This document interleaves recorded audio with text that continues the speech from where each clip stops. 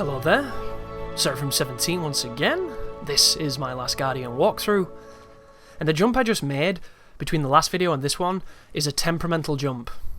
There is a cable there that the boy will either grab or he won't grab. It took me 2 jumps to do it this particular run. On my first run I did it first time. I have no idea why that is the case, but for some reason the boy just doesn't grab things sometimes. It happens a lot, and it's one of those things you have to be aware of. It's simply just one of the oddities in this game. Just like the lizards. I wonder if the lizards have some kind of purpose, because in Shadow of Colossus, the lizards, you could get their tails by hitting them with the bow, and they would increase your grip gauge, which was really important. But in this game, I couldn't interact with them, so I kind of just dismissed them as being random lizards, which is probably what they were. Like, there's birds in the game everywhere. See them over there on the right? Maybe they're just some form of ambience, you know, to give the game that pretty look. Oh, here is another one of those inevitable slow motion, you're actually quite safe moments. Interesting how the collision on the rope there was enabling it to go through the tower. I wonder why they didn't go in and tweak that a little bit. It's one of those details that definitely takes you out of the game, but if you look at the outfit of the boy, he constantly clips through himself. Each of the parts of his robe just go through the other, and I don't know too much about rigging when it comes to making sure that parts of the geometry don't clip through each other. I know that rigging itself is incredibly difficult because I've done it, and if you're not too sure what rigging is, for the people who are uninformed, when you create a model, you will generally model on top of something called a biped, or some form of skeleton for the character. And when you want to move your character, you don't want to be moving all of those vertices and all of those polygons and everything that you've modelled, so instead you will move the biped, you will move the bones rather than the flesh. And what you need to do is you need to rig the biped, the skeleton, to the model. And when you do this, you have to delegate the amount of influence each part of the skeleton will have on the model itself. So when you lift up his forearm, you don't want it to move his shoulder completely. If it's quite a large motion, it might move his shoulder a little bit, but you don't want it going directly up with it, or it'll just look goofy as shit. So you want each part of the body to have the right measure of influence on each other. And what this will do is when you do start animating it, if you have even one section of it that is influenced incorrectly or has too much priority in a place it shouldn't, you're going to see tearing, and you're going to see things going inside of other things as things get pulled. And once again, I have no idea the amount of time, the work, the effort, and the technology that goes into a game like this to make that work, but you'll notice that it's something that is oftentimes either overlooked or they can't seemingly fix it. And when I think of it from a Deus Ex Machina perspective of, I have this god machine that can fix it, I always look at it from kind of the same perspective. Wow. That was something else. Interesting. And it stayed in the guide. I'm glad that stayed in the guide, because I have no idea that was going to happen, but it happened. And look, he can grab the rope when he wants to. What a legend. That was an interesting sequence. That made it a little bit more exciting there as I held my breath wondering, do I have to edit this out, or are we good? And we're good. But the way that I think of it, just from kind of logic and nothing else, because I'm completely uneducated in this area, I don't understand why there isn't some kind of hierarchy, where each layer has a certain value of importance, and the layer below it is of higher importance, so that the top layer can never go through the bottom one, and it just applies the physics to it, but it's almost repulsed like magnets, you know, like with the magnetism. But it would have to be tailored in such a way that it wouldn't bounce around all unrealistically. Just the idea of it cannot go over that layer, it can only sit on top of it and have the physics be applied then, and then each of them, like dominoes, are applied on top of the other.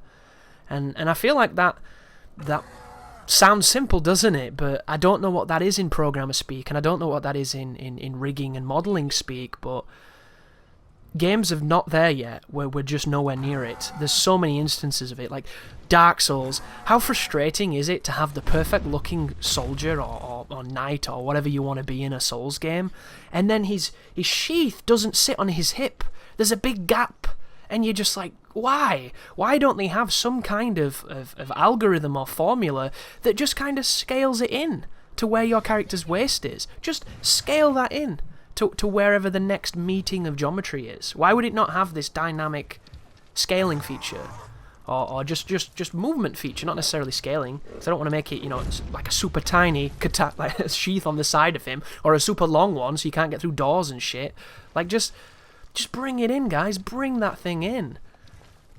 But I don't understand how hard that is to do. And it's one of those things where when you start messing with things, you can break a million other things. So maybe they don't tweak it because they don't want to damage something. But the first thing somebody mentioned when I was playing this game was how they were getting annoyed by the kid's outfit going through itself. And I don't generally notice it too much when I'm playing because I'm looking past him, aren't I? When you play a game, you look at the different part of the screen than when you watch a game. When I watch people play Gears of War, I'm always like, look how cool that roll looks, look how cool the animations are when he's doing these things, and I think to myself, how do I not see this when I'm playing? And it's obvious. Because I'm staring through my character to see everything else, and I'm so intent on focusing at my next target or where a threat's going to be that I don't see the beauty of the shine on his shoulder pad or the stubble on his face. Things like that. You don't notice these details till you watch. And they had to have seen it, You can't say, well, they probably didn't see it. Like, they saw it, guys. They see everything.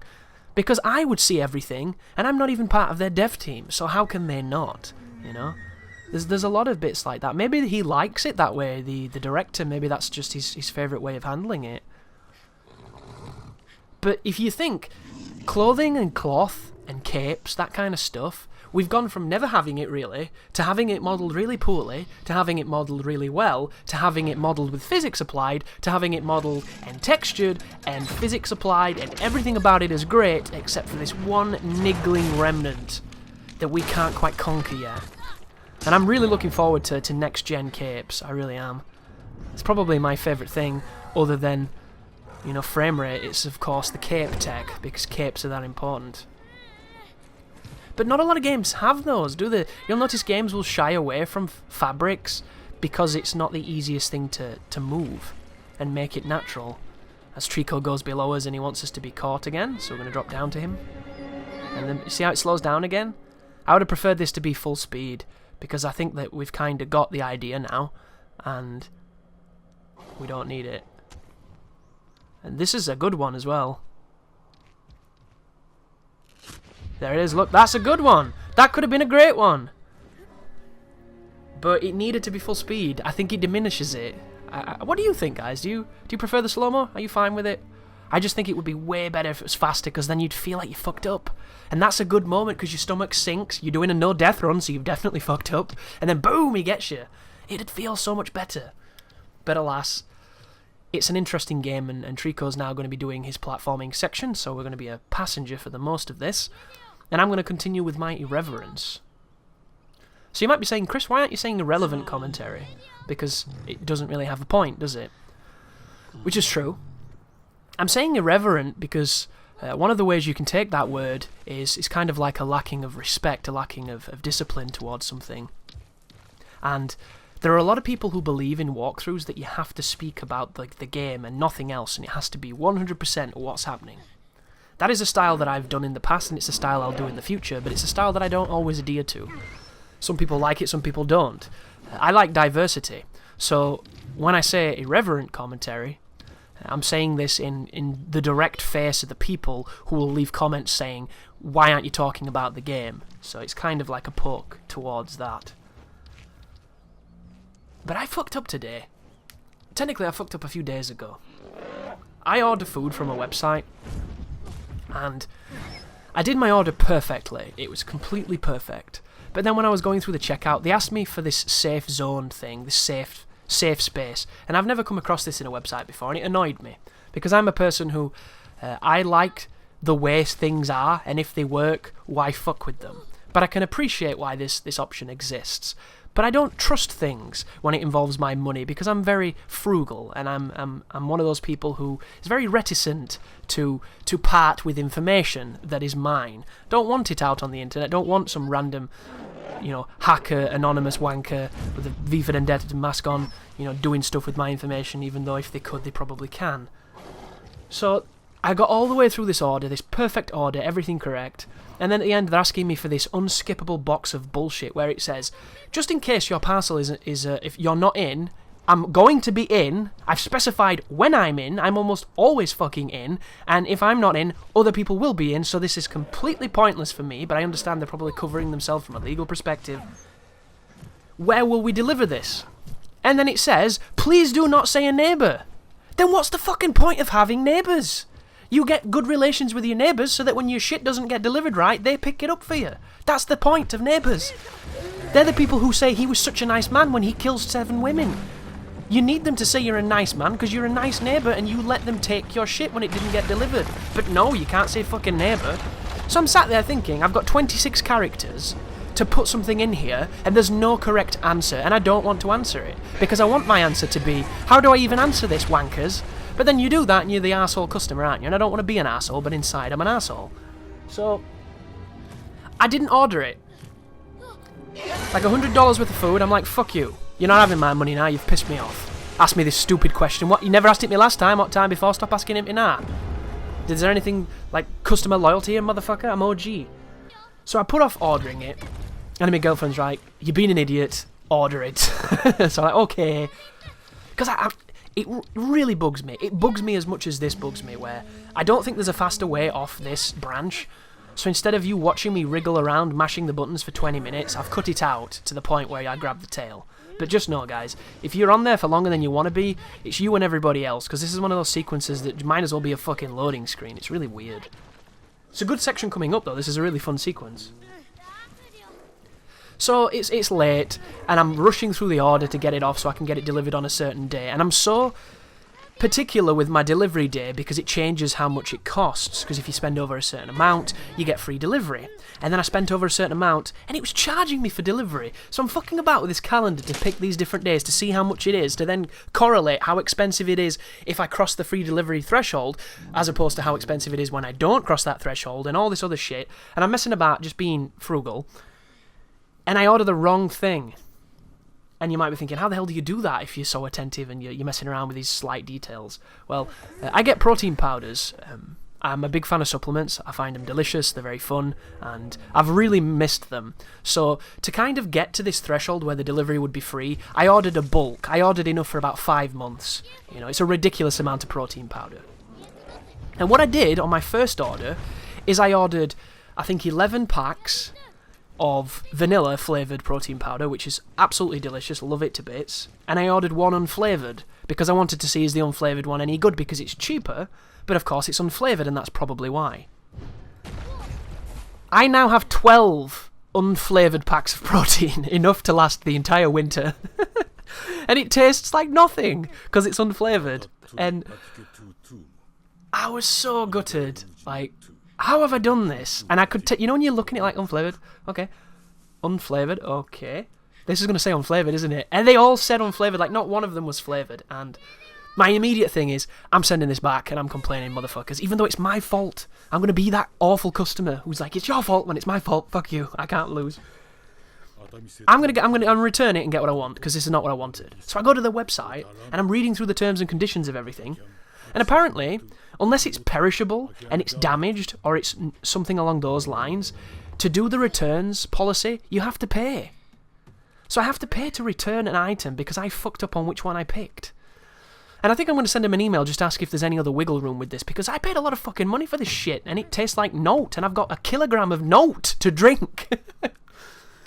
So I'm grumpy. I'm really fucking grumpy as we do another barrel puzzle, everyone's favourite. Because how have I done this? And then I start thinking, well, I'm not paying to have it returned so that I can have it re-delivered. It's going to take even more time. It'll probably be after Christmas when it finally comes. So why not just bite the bullet? I'm the kind of person where I fucked up, it's my mistake, I'll do this, I'll face it, I'll take my lumps. It's kind of the type of person I am. So I made a shake earlier before I played some Titanfall 2. And I make shakes with milk because I like milk, semi-skimmed milk. You might not be a milk-drinking nation, I know, not a lot are, and we're probably not meant to, because drinking another mammal's milk is not the best thing for you, but I like it, whatever, I suck the cow's tits. And I'm drinking it, and it tastes like milk with an edge. That's what it tastes like. It just tastes like milk with a little bit of something afterwards that tastes like nothing. Like if you've ever had soy milk, it's not like that kind of milk where, you know, you drink it and it's bitter. There's like that bitterness to it. It's kind of just nothing there. You're expecting that rush of the sugar and the sweetener and all the added flavours or whatever.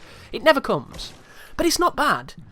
And why am I buying this stuff for? I'm buying it to supplicate the protein in my meals, because buying 20 grams of protein is like a chicken breast, isn't it? And a chicken breast is quite costly. It's a couple of quid. Whereas if you get this, you can just drink it down and you can save a lot of money on food and still get that macro in your diet. So I'm drinking this stuff for a function. So does it really have to taste good, I'm telling myself? No, it doesn't. Does it taste bad? No, it would just be more pleasant if it did. And there's this thing niggling at me the entire time. You paid for it, you should get what you want. You paid for it, you should get what you want. And it's just the ultimate sigh, the deepest of sighs. And then I was looking into some of the nutritional information on it. So there is more fat and carbohydrates. No, I said it like that. Carbohydrates in the flavoured versions, obviously, than there is in this version. So if I think about it, I'm getting a better package. I'm just not getting the yum aspect of it. And then I look at this box with how many is in it, and it's so heartbreaking. So I'm currently in a bit of a bind of, I can drink it, I will drink it, I'm going to have 2 shakes a day now for the next 2.5 months probably. And then when I do order the vanilla like I wanted to, but I didn't because I'm stupid, it's going to taste like heaven. Or it's going to make me sick because it's going to be too sweet and I'm not going to be able to go back, which would suck. Because I've already been lowering the sugar in my coffee, which is fucking miserable if you've never done it. I'm down to half a sugar now, I want to die every day. So I'm getting to the point now where my coffee tastes sweet again because of how non-fun the shake is. And I'm so stubborn that I kind of want to go through with this. But every fibre of my being is like, Chris, you paid a lot of money for this. Get what you fucking wanted. So I'm going to email them, as I've mentioned. And I'm going to get some kind of resolution. And I will keep you posted. But have you ever done that? Have you ever just done the dumbest thing you never thought you would do? Because I never fuck up on orders. I never make that kind of mistake. But for whatever reason, I did. And it could have been so much worse. But it still feels like I shot myself in the foot. Speaking of wounds, Trico's looking rough. You know, it's how Trico's got like blood everywhere from being bullied by whatever we've been going through. If you want to get rid of those marks on his body, all you have to do is pet them. If you go near them and you pet them, you can heal them, you can get rid of the blood, you can make him look really presentable and nice. And that's kind of one of the things you'll spend a lot of time doing. But you'll notice it's not hindering his ability to do anything. And I don't think Trico has any kind of fail state either. So there's not a moment where him taking 2 damage seems to result in a game over, because this game doesn't seem to have any kind of part of it that's like that. You gonna jump, fella? Have I got to jump this? Are you gonna lean up and make me jump across? Come on, dude. Do your thing. I have no idea what he's doing right now. He seems... Look at him. You see how his head's going up and down? He's completely indecisive about where he wants to look at. If he would stand up, I might be able to jump off him. Stand up, dude. Let me do my thing. Is he going to do it? There it is. He found it. And now he's jumping. So maybe, if I'd have petted him, he might have done that faster, because maybe he's a bit focused on his wounds.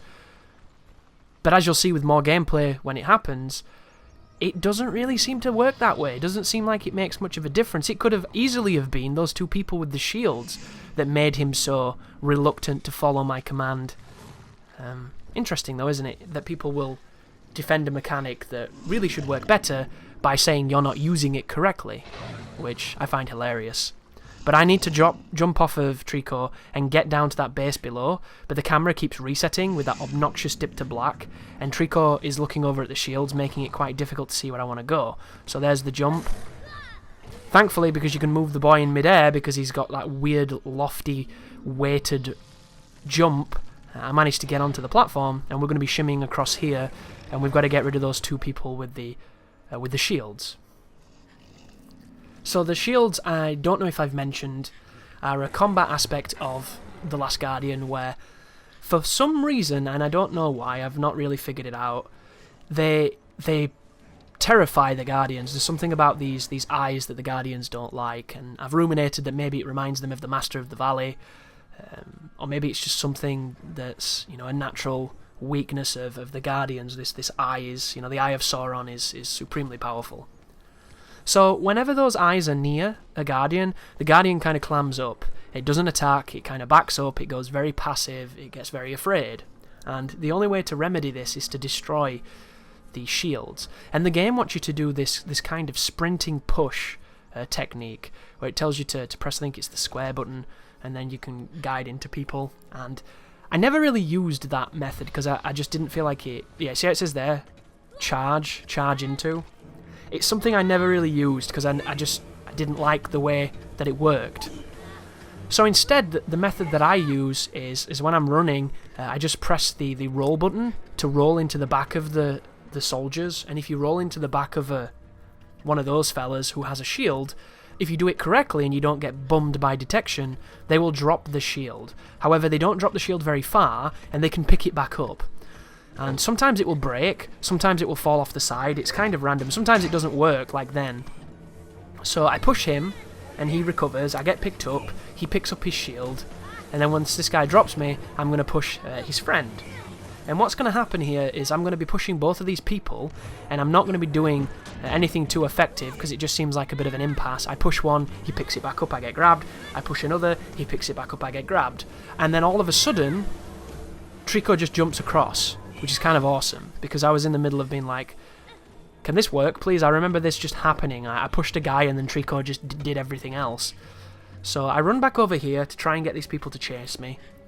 Because once again, the combat in this game is so non-existent, you will spend more of it doing this kind of kiting silliness, or you'll do the stealth, which the stealth is not bad at all, because it works. But I lead them into this room, I go through this hole, and then I run around this side. But this doesn't work anywhere near as good as that area with the chain, because they get to you really quickly, which is unfortunate. So I try to push that guy, it doesn't work, I just fall over, he doesn't drop a thing, and all I need to do is push the other guy now, but I try and push him off the edge, and that doesn't work, which is not what they wanted me to do apparently. So you cannot be a threat in this game, even if you try to be. I'm trying to commit homicide and it won't let me.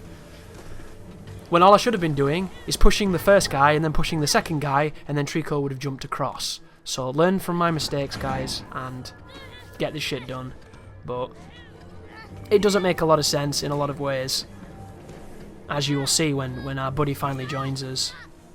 Because I'm just getting picked up, completely molested, and it's just not very fun. That's the worst thing I can say about this. It just isn't fun. It's like one of those sequences. Oh, see? Look at that! What happened? When people defend this game, how can you defend that? I did nothing different there. One of the shields was up, one of the shields was about to be up, and Trico for some reason jumped across. You can't control that. There's no controlling that. If he can jump across when one of the shield is up, he should have done it the first time I knocked the first guy over, but he didn't. And I didn't control it, he controlled it. And that's, the beauty and the misery of The Last Guardian.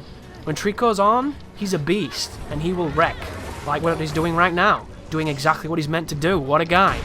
But he's off more than he's on, and you can't affect that. And all the people on all the forums and are all sucking the game's dick and saying it's the best thing ever, are all telling you can, and it's a lie. And I don't understand when people lie about games. It doesn't make sense to me. I could understand having a crazy... Oh, this is me patting him, by the way, so you can see me calm him down. So you notice how his wings are going back in? There you go. He's being all normal again. So the patting does work, and I would recommend you do it after every fight to try and bring him back. But it isn't necessary, and that's only the point that I'm making with a lot of the gameplay. A mechanic, to me, should be 100% worth its point in being the game. So, after a fight, I think Trico should be so feral that he attacks you. Because he's gone back into his old primal, visceral ways. So that you should have to climb on him, and you should have to pet him. Because I think it would make it more of a mechanic, it'd make it make more sense. But instead, you can pet him if you want to, but you don't have to. But, back into the fray, back on the back of our buddy. We're going to be jumping off his head to try and get onto that platform over there with those rather pretty looking teal tiles. And I made a jump, which I could have easily missed, which is always a nice day. and I can go back to talking about some other things, guys, because we have a moment. But yeah, buying shit that you didn't mean to buy, or a flavour that you didn't mean to buy, that you've kind of just bit your tongue and dealt with because all the hassle and the additional charges weren't worth going into it and going back through. And don't get me wrong, guys, I'm not the type of person who, if I buy something and I don't want it, I will take it back. It's just one of those things. If there's something wrong with it, or it doesn't work, I'll be the first guy to go and do it. However, I struggle when there's no problem. I really do. Like the other day, I could have took this game back and got full price for it, because I'd already recorded the guide, and I'm never going to play it again, let's be fair.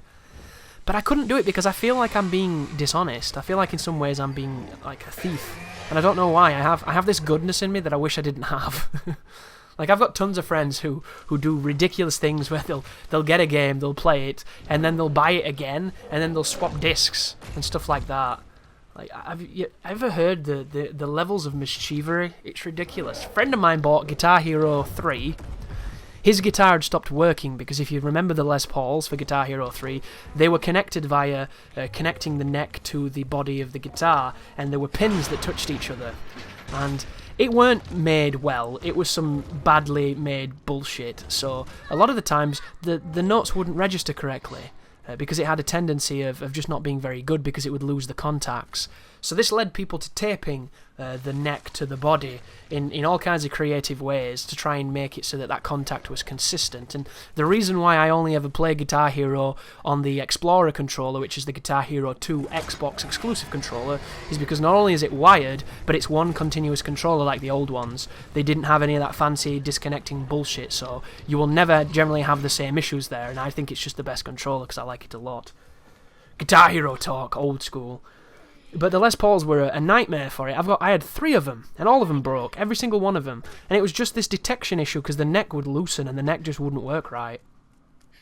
So my buddy, being the evil genius that he is, he went and bought Guitar Hero 3, swapped the guitars, and then took it back the same day. And got all his money back and got a completely fresh guitar. And that's the type of stuff I can think of, but I can't do because unfortunately I have a conscience. As we jump onto the back of Trico. But yeah, sometimes I wish I could do that. Like I could have done with the 50 quid back for this game because the game's not worth 50 fucking quid. That's a lot of money. I'd have paid 44 for this and been happy, but 50? Fuck you. It's almost as bad as buying flavourless protein powder, and I fucking did that, so I've already been robbed once this month. I could have done with a win.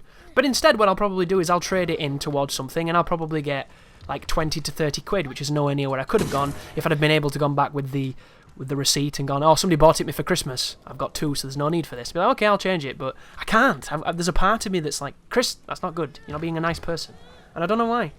I would love to be just evil sometimes. Like, I wish life was like my Fallout playthroughs, where I kill everybody and don't really care. But it's not, alas. I actually have good intentions sometimes.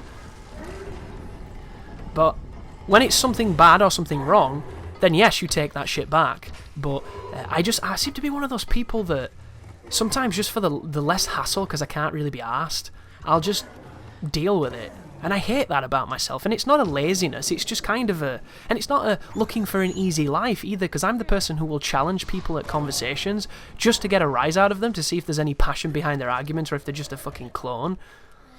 And those have ended in fights, which, if you were a person who was looking to try and never ever get into any kind of altercation or to have the easiest possible route through life, you wouldn't do that. So isn't it weird where when it's an ideal, boom, I'm straight in there, but when it's actually something that affects you financially, it's easy to just kind of like deal with it. And it goes back to the whole restaurant thing, I think. You know, when you're in a restaurant, you have a meal, it's not the best meal, what do? Do you complain, try and get your monies back? Some people do. I can't really do that because I ate it. If I've eaten something, not good. At that point, I've ate it, I should pay for it. That's how this works. It's the barter system. It might have changed into this capitalist dog shit, but it's still, you know, I pay you, you give me something. And I'm cool with that. Even if the thing they gave me wasn't to my tastes, I picked it, it's my fault, you know? They probably did a fine job. Some people will just, fuck you, this is terrible, I don't want it, boom, want my money back.